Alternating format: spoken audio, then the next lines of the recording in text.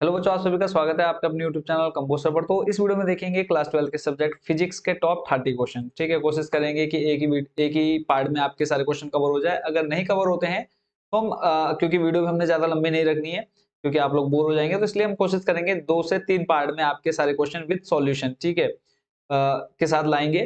तो जिन बच्चों ने अब तक चैनल को सब्सक्राइब नहीं किया, चैनल को जरूर सब्सक्राइब कर लीजिएगा अगर आप नेक्स्ट पार्ट को भी अच्छे से देखना चाहते हैं और मोस्ट इंपोर्टेंट क्वेश्चंस की तैयारी करना चाहते हैं। फिजिक्स के अलावा लगभग आपको सारे सब्जेक्ट जो आपके इस बार बोर्ड एग्जाम में होने वाले हैं, सभी के मोस्ट इंपोर्टेंट क्वेश्चन आपको देखने को मिलेंगे आपके इस चैनल पर। ठीक है, और अगर आपको ये पीडीएफ के रूप में चाहिए तो सिंपली आपने टेलीग्राम चैनल ज्वाइन कर लेना है, जिसका लिंक आपको डिस्क्रिप्शन में देखने को मिल जाएगा। तो आज का जो पहला क्वेश्चन है, दो धन आवेश 4 इलेक्ट्रॉन तथा ई, इसको हम सिंपली ई पढ़ते हैं। ठीक है, इलेक्ट्रॉन है, एक दूसरे से एल दूरी पर स्थित है। एक तीसरा आवेश क्यू इनके बीच किस तरह से रखा जाए जिससे कि वह संतुलन में रहे? किन दशाओं में आवेश क्यू का संतुलन स्थायी और अस्थायी होगा? तो ये क्वेश्चन आपका 2009 और 11 में पूछा गया, मोस्ट रिपीटेड क्वेश्चन है। तो सिंपली यहाँ पे आप पढ़ पा रहे हैं, माना तीसरे आवेश क्यू को दोनों आवेशों के बीच प्रथम आवेश से आर दूरी पर रखा जाता है। इस स्थिति में इस आवेश की दूसरे आवेश से दूरी एल माइनस आर हो जाएगी। और आई होप कि क्वेश्चन आपके स्कूल में बहुत अच्छे से इसको समझा दिया गया होगा और कराया गया होगा। सिंपली आप यहाँ पे ये देखेंगे कि कौन कौन से आपके क्वेश्चन मोस्ट इंपोर्टेंट है। तो संतुलन की स्थिति में आवेश के ऊपर, और ये जो आप नीचे देख रहे हैं कूलम्ब का जो नियम है, उसी के अकॉर्डिंग आप फॉर्मूले में पूरी वैल्यू रखी है और आप सिंपल आप इसको सॉल्व करना है, कुछ अलग से नहीं है। सारा मान जैसा आप यहाँ पे पढ़ पा रहे हैं कि संतुलन की स्थिति में आवेश के ऊपर आवेश हो प्लस 4e तथा प्लस ई के कारण लगने वाले बल दिशा में विपरीत तथा परिमाण में क्या होंगे? बराबर होंगे। उसका मान रखा और यहाँ से r बराबर क्या आ गया? 2l/3। और यहाँ पे आप नीचे पढ़ पा रहे हैं कि आवेश q को प्रथम आवेश से दूसरे आवेश की और प्रथम आवेश से 2, ठीक है, 2l/3 दूरी पर रखना होगा। क्वेश्चन में हमसे पूछा कितनी दूरी पर रखना होगा, तो 2l/3। इसमें फिर है, यदि आवेश q दोनों आवेशों प्लस 4e तथा प्लस e के साथ सजातीय है तो संतुलन स्थायी होगा तथा इसके विजातीय होने पर संतुलन अस्थायी होगा। तो पहला क्वेश्चन देख लिया आपने, और ये जो आप न्यूमेरिकल देख रहे हैं, ठीक है, बीच में थोड़ा सा इसको आप खुद से सॉल्व करेंगे तो बहुत अच्छे से समझ में आ जाएगा। अगर नहीं आता तो आप सिंपली कमेंट बॉक्स में एक प्यारा सा कमेंट डाल दीजिएगा। तो जितने भी न्यूमेरिकल वाले क्वेश्चन है इनको मैं आपको अलग से सॉल्व करा दूंगा। चलते हैं नेक्स्ट अगले प्रश्न पर। इसमें है, किसी विद्युत द्विध्रुव के कारण अक्षीय स्थिति यानी अनुदैर्ध्य स्थिति में किसी बिंदु पर विद्युत क्षेत्र की तीव्रता का व्यंजक प्राप्त कीजिए। न्यूमेरिकल है, तो ये क्वेश्चन आपका 2010-14 में आ चुका है। तो इसके लिए पहले आपने क्या लिखना है, थोड़ा सा जो इसमें डिस्क्रिप्शन लिखना है उसको हम देख लेते हैं। माना ए बी विद्युत द्विध्रुव के, इसके लिए आपको यहाँ डायग्राम भी पूरा पूरा दिख रहा है, ठीक है। तो पहले डायग्राम में जाने से पहले हम ये थोड़ा सा पढ़ लेते हैं। इसमें बच्चों कहा है हमसे कि माना ए बी विद्युत द्विध्रुव के परावैद्युतांक के माध्यम में स्थित है, जिसके ए सिरे पर प्लस क्यू आवेश तथा बी सिरे पर माइनस क्यू आवेश एक दूसरे से 2a दूरी पर स्थित है। चित्र भी आपको मैं दिखाता हूँ। इस विद्युत द्विध्रुव के मध्य बिंदु O से r मीटर की दूरी पर इसकी अक्षीय स्थिति में कोई बिंदु P है जहां पर विद्युत क्षेत्र की तीव्रता ज्ञात करनी है। चलते हैं नेक्स्ट क्वेश्चन पर। नेक्स्ट क्वेश्चन कह रहा हूँ, इसके अगले जो डायग्राम मैंने अभी आपको बताया, यहाँ पे पहले डायग्राम देख लीजिए। जैसे जैसे क्वेश्चन में बच्चों अभी आपसे आपने इसका डिस्क्रिप्शन थोड़ा सा पढ़ा, डिस्क्रिप्शन में आपने जैसे जैसे देखा वैसे वैसा आपको यहाँ डायग्राम देखने को मिल रहा है। ठीक है, ये डायग्राम आप देख लीजिए, इसी के अकॉर्डिंग आपने बना करके लिख देना है। फिर उसके बाद न्यूमेरिकल है, यहाँ पे आप देख रहे हैं बिंदु P के आवेश प्लस Q से दूरी r माइनस है। क्वेश्चन में आप यहाँ आपको इस डायग्राम में चित्र में देखने को मिल रहा है, और आवेश माइनस Q से दूरी r प्लस a है। ठीक है, a या अल्फा हो जाएगा। यदि इनके संगत तीव्रताएं क्रमशः E1 व E2 हो तो प्लस Q आवेश के कारण बिंदु P पर विद्युत क्षेत्र की तीव्रता E1 ना निकल जाएगा, ऐसे E2 निकल जाएगा, समीकरण 1 समीकरण 2 बन जाएगा। ठीक है, फिर आपने सिंपली नीचे क्या किया, दोनों समीकरणों को जोड़ दिया। दोनों समीकरण के जो आपके लेफ्ट हैंड साइड पर हैं या लेफ्ट हैंड साइड वालों को E1 प्लस E2 लिख दिया हमने। जो राइट हैंड साइड है इन दोनों को जब हम जोड़ेंगे तो यहाँ पे देखेंगे आप 1/4 पाई एप्सिलॉन नॉट के आपका क्या आ जाएगा, कॉमन आ जाएगा दोनों में। बाकी जो अंदर शेष बचेगा उसको सॉल्व कर लिया। ठीक है, बहुत इजी सॉल्यूशन है, बस अगर आप इसको थोड़ा सा सॉल्व कर लेंगे तो इजिली आपको ये अच्छे से याद रहेगा और प्रिपेयर हो जाएगा। तो लास्ट में आपका जो सॉल्यूशन आया वो निकल करके आया, वेक्टर ई इक्वल टू आ जाएगा 1/4 पाई एप्सिलॉन नॉट के two vector P R upon में आ जाएगा ब्रैकेट में R square minus A square का होल स्क्वायर। ठीक है, और यहाँ पे आप देख पा रहे हैं इसका कंप्लीट सॉल्यूशन कि यदि ए या अल्फा, क्योंकि अच्छे से दिख नहीं रहा हम इसको अल्फा मान लेते हैं या ए मान लेते हैं, कोई प्रॉब्लम नहीं है। यदि ए का मान आर की अपेक्षा बहुत कम हो, ठीक है, तो ए स्क्वायर का मान आर स्क्वायर की तुलना में नगण्य माना जा सकता है। अतः विद्युत द्विध्रुव के कारण बिंदु पी पर विद्युत क्षेत्र की तीव्रता क्या हो जाएगी, यहाँ पर सिंपल क्या हो जाएगा आपका, ये खत्म हो जाएगा, ठीक है। अगर हम इसको नगण्य मान लेते हैं, सिंपल आपका यहाँ पे बचेगा आर स्क्वायर का स्क्वायर, ठीक है। टोटल आर की पावर 4 बन जाएगा, एक आर ऊपर है, इससे एक आर कट हो जाएगा, तो आपका क्या बचेगा, अपॉन में आर क्यूब बचेगा। क्लियर है। तो लास्ट में आपका जो विद्युत क्षेत्र की तीव्रता निकल के फाइनल आई वो आई 1/4 pi epsilon not 2 vector P upon R cube, ठीक है। और इसके नीचे एक लाइन लिखी है, मैं वो आपको पढ़ के सुना देता हूँ। इसमें कहा है विद्युत क्षेत्र ई की दिशा विद्युत ध्रुव की अक्ष के अनुदिश ऋण आवेश से धन आवेश की ओर होती है, ठीक है। तो ये न्यूमेरिकल है आपका बच्चों, इसको आपने अच्छे से प्रिपेयर करना है और मोस्ट इंपोर्टेंट क्वेश्चन है। चलते हैं अगले प्रश्न पर, ठीक है। अगला प्रश्न आप देख पा रहे हैं बच्चों इसमें कि गाउस की प्रमेय की सहायता से, किसके, गाउस की प्रमेय की सहायता से लैम्डा, ठीक है, और रेखीय आवेश घनत्व वाले लंबे आवेशित तार के समीप विद्युत क्षेत्र की तीव्रता का व्यंजक प्राप्त कीजिए। 2009, 11 और 14 में क्वेश्चन आया है, ठीक है। तो सबसे पहले गाउस का नियम क्या होता है, तो इस नियम के अनुसार निर्वात अथवा वायु में स्थित किसी बंद पृष्ठ से गुजरने वाला कुल विद्युत फ्लक्स फाई ई उस पृष्ठ के भीतर स्थित कुल आवेश Q का 1/ε0 गुना होता है। इसको आप इस तरह से दिखा सकते हैं कि phi E equal to Q/ε0, ठीक। और यहाँ पे ε0 क्या है, निर्वात अथवा वायु की विद्युतशीलता है। क्लियर है, आगे देखते हैं। बाकी ये डायग्राम आप अच्छे से देख लीजिए, इसका आप स्क्रीनशॉट लेकर के इसको आप अच्छे से प्रैक्टिस कर लीजिएगा, ठीक है। और बाकी जो इसके बारे में आपको दे रखा है कि अनंत लंबाई के एक समान आवेशित तार के कारण विद्युत क्षेत्र की तीव्रता, इसको आप सिंपली पढ़ लीजिए। और ये डायग्राम साइड में आपको दिख रहा है, इसी से आपकी ये पूरी रचना यहाँ इसकी लिखी गई है, ठीक है। तो इसको आपने प्रिपेयर कर लेना है।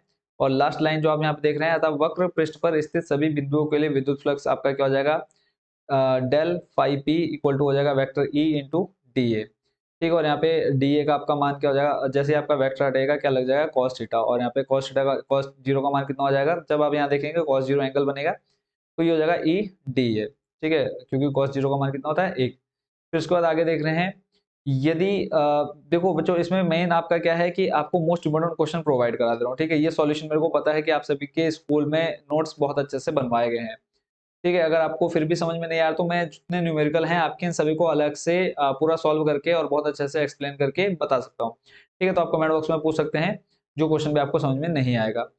यदि बेलन के वृत्तीय पृष्ठ पर किसी बिंदु M का क्षेत्रफल वेक्टर डी वेक्टर ए हो तो इस बिंदु पर विद्युत क्षेत्र की तीव्रता वेक्टर ई तथा क्षेत्रफल डी वेक्टर ए परस्पर लंबवत होंगे। चित्र देख सकते हैं आप, ठीक है। जैसा भी हमने देखा, बाकी न्यूमेरिकल है, इसको आप स्क्रीनशॉट लेकर के यहाँ पर अच्छे से प्रिपेयर कर सकते हैं। चलते हैं इसके बाद अगला जो प्रश्न है, यहाँ पर आपको कुछ पॉइंट्स दिए हैं, इनको आपने पढ़ लेना है, ठीक है। पहला पॉइंट पीछे है, उसको मैं आपको दिखा देता हूँ। पहला पॉइंट, ठीक है। और इसके बाद सेकंड पॉइंट और थर्ड पॉइंट आप यहाँ पे देख पा रहे हैं। चलते हैं अगले प्रश्न पर। अगला प्रश्न है अनोमीय परिपथ क्या होता है, दो उदाहरण दीजिए। तो आंसर हो जाएगा इसका, एक ऐसा परिपथ जिसमें लगाए गए विभवांतर और प्रवाहित धारा का अनुपात नियत नहीं रहता, ठीक है, ओम के नियम का पालन नहीं होता, जिसमें अनोमीय परिपथ कहलाते हैं। एग्जाम्पल हो जाएगा टॉर्च का बल्ब तथा संधि डायोड। चलते हैं अगले प्रश्न पर। एक सेल में 0.5 एम्पीयर धारा लेने पर उसका विभवांतर 1.8 वोल्ट तथा 1.0 एम्पीयर धारा लेने पर विभवांतर 1.6 वोल्ट हो जाता है। सेल का आंतरिक प्रतिरोध तथा विद्युत वाहक बल ज्ञात कीजिए। 2010-11 में क्वेश्चन आया। अब इसके लिए बच्चों सिंपल आपने क्या देखना है, जो जो मान आपको दे रखे हैं वो आपने यहाँ लिख ली है कि V इक्वल टू होता है आपका E माइनस आई आर। पहली शर्त के अनुसार जैसे आपको क्वेश्चन में कहा समीकरण 1 बन जाएगा, ऐसे दूसरा समीकरण बन जाएगा, फिर समीकरण 1, 2 को जब हम सॉल्व करेंगे इक्वल में रखेंगे तो यहाँ से आपका R का मान निकल के आ जाएगा 0.4 ओम, ठीक है। फिर R का मान आपने कहाँ रख दिया, समीकरण 1 में रख दिया, तो यहाँ से E यानी आपका विद्युत क्षेत्र आ जाएगा 2.0 वोल्ट। बहुत इजी क्वेश्चन है और आपका 2 नंबर में ये क्वेश्चन आपका पूछा जाएगा 100%। अगले प्रश्न को देखते हैं। अगला प्रश्न है विभव मापी की सहायता से किसी प्राथमिक सेल का आंतरिक प्रतिरोध ज्ञात करने हैं तो परिपथ चित्र बनाना है। तो परिपथ चित्र बच्चों आप देख पा रहे हैं स्क्रीन पर, परिपथ चित्र बनाना है। फिर इसमें कहा है प्रयुक्त सूत्र स्थापित कीजिए, फिर है विधि का वर्णन कीजिए। तो इसको आपने किस तरह से बनाया वो पूरी विधि आपको एक्सप्लेन करनी है। और इसमें आपको बोला है सबसे पहले परिपथ का चित्र वो आप यहाँ देख पा रहे हैं, इसको आप अच्छे से प्रिपेयर कर लीजिए, बना लीजिए। फिर है आपका विभव मापी द्वारा लेक्लांशी सेल का आंतरिक प्रतिरोध ज्ञात करना है। तो ये आपका न्यूमेरिकल है, इसको आप यहाँ से सिंपली पढ़ सकते हैं कैसे क्या कर रखा है। समीकरण 1, समीकरण 2, समीकरण 3 बने हैं। ठीक है, इन्हीं तीनों को लेकर के आपने सॉल्व कर रखा है। फिर लास्ट में आपका जो अभिष्ट सूत्र है वो है आपका स्मॉल r इक्वल टू आ जाएगा कैपिटल R बड़े ब्रैकेट में L1/L2 -1। ठीक है, और इसकी जो प्रयोग विधि है उसको मैं आपको पढ़ के बता देता हूँ जल्दी से। इसमें क्या है, सर्वप्रथम चित्र के अनुसार विद्युत परिपथ तैयार करते हैं। इसके लिए संचायक सेल B1 तथा लेक्लांशी सेल E के धन ध्रुवों की विभवमापी के संयोजक पेच A से जोड़ देते हैं। संचायक सेल B1 के ऋण ध्रुव को धारा नियंत्रक RH तथा प्लग कुंजी K1 के द्वारा विभवमापी के संयोजक पेच B से जोड़ देते हैं। लेक्लांशी सेल के ऋण विद्युत, आगे देखते हैं। तो इसका आप स्क्रीनशॉट ले लीजिए, इसको आप इजीली पढ़ सकते हैं अगर आपके पास इसके नोट्स नहीं बने हुए हैं। ठीक है, और इसके बाद नेक्स्ट जो इसकी देखो पूरी क्रियाविधि है वो आप यहाँ पे इसको अच्छे से देख पा रहे हैं। सिंपली आप इसका स्क्रीनशॉट लेकर के रख सकते हैं। ये अगर आपको पीडीएफ चाहिए तो टेलीग्राम चैनल को ज्वाइन कर लीजिएगा। चलते हैं अगले प्रश्न पर। किसी चालक तार में प्रवाहित धारा तथा इसमें मुक्त इलेक्ट्रॉनों के अफवाह वेग से संबंधित व्यंजक का निगमन कीजिए। और ये क्वेश्चन देख रहे हैं आप 2012-15 में आया है, तो इंपॉर्टेंट है। तो सिंपली आप पहले ये देख लीजिए कि विद्युत धारा तथा अफवाह के वेग में संबंध कैसे दिखाते हैं। तो माना किसी चालक तार में I एम्पीयर की विद्युत धारा बह रही है। यदि t सेकंड में तार के परिच्छेद में से गुजरने वाले मुक्त इलेक्ट्रॉनों द्वारा प्रवाहित आवेश Q हो, तब प्रवाहित विद्युत धारा बराबर क्या हो जाएगी, I बराबर क्या हो जाएगा, Q/T। Q आपका क्या है यहाँ पे आवेश, और T आपका क्या है समय। समीकरण नंबर 1 बन गया। ऐसे फिर आप इसको आप इजिली पढ़ लेंगे। ठीक है, और स्क्रीनशॉट लेकर के, या फिर पीडीएफ आपको चाहिए तो मैंने आपको डिस्क्रिप्शन में लिंक दे दिया है जहां से आपको पीडीएफ मिल जाएगी। तो न्यूमेरिकल देख लीजिए, और इस तरह से आपका I बराबर क्या हो जाएगा, NE और यहाँ पे आ जाएगा AVD। ठीक है, विद्युत धारा तथा अफवाह वेग में संबंध। अगला प्रश्न है, विद्युत परिपथ के लिए किरचॉफ के नियमों का उल्लेख कीजिए एवं आवश्यक परिपथ आरेख देते हुए इनकी व्याख्या कीजिए। तो टोटल किरचॉफ के कितने नियम, 2 नियम, और 11-13 में क्वेश्चन ये आपका पूछा गया है। तो पहले हम पहले नियम को देखते हैं। इसका जो डायग्राम है वो आप देख लीजिए चित्र, कि आने वाली धारा तथा जाने वाली धाराओं का जो योग होता है वो 0 के बराबर होता है। तो यहाँ पे आपको पहले ही दे रखा है सिग्मा I इक्वल टू 0। तो प्रथम नियम क्या है, किसी दिष्ट धारा विद्युत परिपथ की किसी संधि पर मिलने वाली समस्त धाराओं का बीजगणितीय योग 0 होता है, जैसा अभी मैंने आपको बताया। और वही चीज यहाँ पे आपको पूरी डिटेल से बताई गई है। सिंपल यहाँ पे I1, I2, I3 धारा मान ली जो आ रही हैं, फिर I4, I5 जो है जो यहाँ से जा रही हैं, तो इनका योग क्या हो जाएगा, 0 हो जाएगा। ठीक है, तो पूरी डेफिनेशन आप यहाँ से पढ़ लीजिएगा। सेकंड है आपका द्वितीय नियम या लूप का नियम। इसको हम लूप के नियम से भी जानते हैं, किसके, किरचॉफ के दूसरे नियम को। तो इसको पढ़ लेते हैं।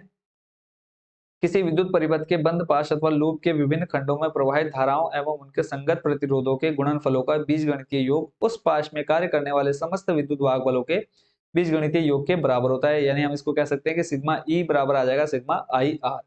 बाकी और इसको अगर आप डिटेल से पढ़ना चाहते हैं तो नीचे आप इसको पूरा पढ़ सकते हैं। ठीक है, और फिर लिखा है किरचॉफ का द्वितीय नियम ऊर्जा संरक्षण के नियम पर आधारित है। तो बच्चों आज की वीडियो में सिर्फ इतने ही मोस्ट इंपोर्टेंट क्वेश्चन। नेक्स्ट जो आपके बचे हुए हैं उनको हम नेक्स्ट पार्ट में देखेंगे। ठीक है, बाकी ये आप देख रहे हैं जो अभी आपने किरचॉफ के दोनों नियम देखे, तो पहला नियम आपने यहाँ समझ लिया। ठीक है, बाकी जो दूसरा नियम है वो आप यहाँ पे देख पा रहे हैं। ठीक है, इसका जो चित्र दे रखा है आपको, इसको आप अच्छे से देख लीजिए। थोड़ा सा इसको मैं जूम इन कर देता हूँ। ठीक है, और जितने क्वेश्चन इस वीडियो में आपने देखे हैं सभी क्वेश्चंस को आपने अच्छे से प्रिपेयर कर लेना है। ठीक है, बेसिकली जो हमारा इस वीडियो का मकसद था वो था कि आपके पास मोस्ट इंपोर्टेंट क्वेश्चन पहुंच जाए। और जैसे कि आप देख पा रहे हैं ये 2-2, 3-3 साल रिपीटेड क्वेश्चन है, और मैंने ये क्वेश्चन आपके वो रखे हैं जो आज से 4 साल पहले और 10 साल पहले इसके बीच के जो पेपर थे। ठीक है, 10 साल पहले और आज से 4 साल पहले के बीच के जो पेपर हैं, यानी आप कह सकते हैं कि उधर 2011-12 से लेकर के 2016-17 तक के पेपर हैं इसके बीच। ठीक है, इसके बीच में आपके जितने मोस्ट इंपोर्टेंट क्वेश्चन रिपीटेड हुए हैं ये क्वेश्चन आपके इस वीडियो में और इसके जो नेक्स्ट पार्ट आएंगे उसमें देखने को मिलने वाले हैं। ठीक है, यहाँ पे मैं आपको दिखा देता हूँ। देखो ये विभवमापी का सिद्धांत हो गया, उसके बाद फिर नेक्स्ट देख रहे हैं जितने क्वेश्चन आपको बच्चों दूंगा मैं सारे मोस्ट इंपोर्टेंट क्वेश्चन है। जैसा आपका हो गया दो सीधे समांतर धारावाही चालक, ये क्वेश्चन देखो आपका 2010, 13, 14 में ये क्वेश्चन आपका आ चुका है। ठीक है, तो आज की फर्स्ट पार्ट में सिर्फ इतने ही क्वेश्चन, और बाकी जो मोस्ट इंपोर्टेंट क्वेश्चन बचे रह गए हैं इनको हम देखेंगे नेक्स्ट पार्ट में। ठीक है, सेकंड पार्ट में सारे क्वेश्चन आपके देखने को मिलेंगे, और कोशिश करेंगे जितने इस वीडियो में आपने क्वेश्चन देखे सभी क्वेश्चन को आप प्रिपेयर कर लीजिए नेक्स्ट पार्ट के आने तक। ठीक है, तो मिलते हैं नेक्स्ट वीडियो में नेक्स्ट पार्ट के साथ। ठीक है, पार्ट नंबर 2 के साथ। तब तक आप सभी से अलविदा, और इन क्वेश्चंस को आपने अच्छे से प्रिपेयर करना है। बाकी आप सभी को best wishes for your board exam. अच्छे से तैयारी करते रहिए। जिस भी सब्जेक्ट में आपको जो भी प्रॉब्लम आती है कमेंट बॉक्स में आप बता सकते हैं, उसका सोल्यूशन आपको तुरंत देखने को मिल जाएगा। तो सभी को again best wishes for your board exam, और and thank you so much watching for this video.